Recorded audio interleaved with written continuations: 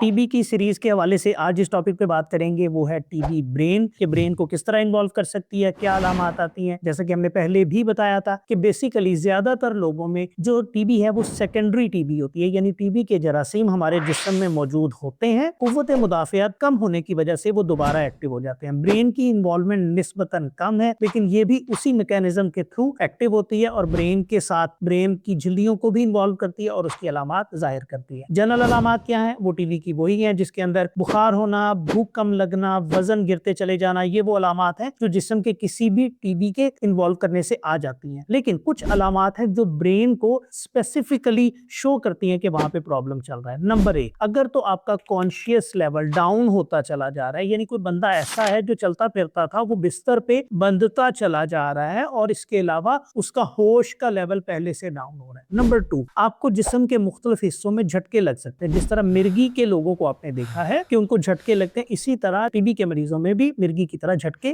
دیکھے جا سکتے ہیں۔ اینڈ نمبر 3، کسی پرٹیکولر ایریا کا انوالو ہونا، جس طرح فالج کے مریضوں میں آپ کا ایک ٹانگ یا بازو یا کسی بھی جسم کے حصے کی موومنٹ کم ہو سکتی ہے، اسی طرح ٹی بی برین میں بھی آپ کے جسم کے کوئی پارٹ کو ڈیمیج ہو سکتا ہے۔ اور اس کے علاوہ چھوٹی چھوٹی اور چیزیں ہیں جو کہ ٹیکنیکل ڈیٹیلز ہیں۔ اب ہم بات کرتے ہیں بیسیکلی ٹی بی برین میں جا کے کرتی کہاں پہ انوالو۔ ایک تو وہ ہے جو مین حصہ دماغ کا ہے جسے ہم برین کہتے ہیں، اس کے اندر یہ گلٹیوں کی شکل میں آ سکتی ہے جسے ہم ٹوبرکلوما کہتے ہیں۔ دوسرا جو ہے وہ برین کے باہر جھلیاں ہوتی ہیں، اللہ تعالیٰ نے بڑا اس کو پروٹیکٹ کرنے کے لیے لیئرز بنائی ہوئی ہیں، اریکنوئڈ میٹر ہے، پایا میٹر ہے اور ڈیورا میٹر ہے جو برین کی لیئر ہوتی ہے۔ جب ان جھلیوں کی سوزش ہوتی ہے، یہ سب سے زیادہ کامن پریزنٹیشن ہے۔ اس کے اندر بخار اور باقی علامات کے علاوہ گردن میں بہت زیادہ اکڑاؤ ہوتا ہے، گردن اس طرح راک ہارڈ سخت ہو جاتی ہے اور اس کو موڑنا بھی مشکل ہو جاتا ہے۔ پرانے زمانے میں آپ نے سنا ہوگا گردن توڑ بخار۔ گردن توڑ بخار بیکٹیریا سے بھی ہو سکتا ہے اور ٹی بی کی بھی ایک بہت کامن پریزنٹیشن ہے، اور باقی ہوش اور دوسرے پرابلم اس کے ساتھ ویسے ہی ڈاؤن ہوئیں گی۔ تیسرا جو پرابلم ہے وہ ہے ہائیڈروسیفلس۔ عام طور پہ کیا ہوتا ہے کہ جیسے ہی برین کے جسم کے اندر خون ہے، اسی طرح برین کے اندر ایک سفید پانی بالکل ٹرانسپیرنٹ ہوتا ہے جو جسم کو آکسیجن اور گلوکوز پہنچاتا ہے، لیکن جب انفیکشن ہو جائے تو وہ پانی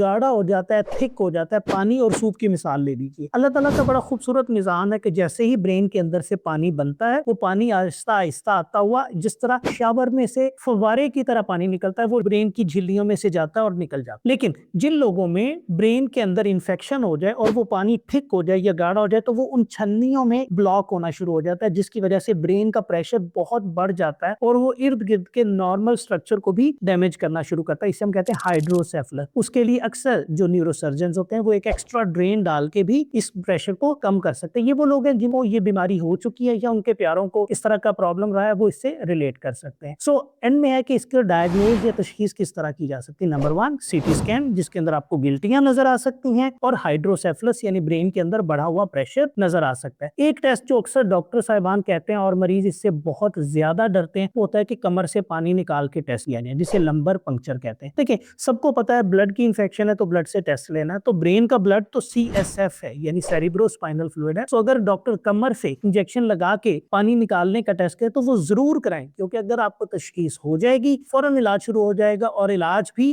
وہی ہے جو باقی ٹی بی کی دواؤں کا۔ عموماً باقی دوائیاں 6 مہینے کے لیے دی جاتی ہیں، لیکن برین کی ٹی بی کی میڈیسن 12 مہینے کے لیے دی جاتی ہے۔ برین کی ٹی بی سینسٹیو میٹر ہے، اس کا خیال رکھیں کیونکہ یہ آپ کو کسی نہ کسی کرونک اور لمبے سیکول یعنی اپاہج پن کی طرف ڈال سکتے ہیں۔ اپنا خیال رکھیں، اللہ حافظ۔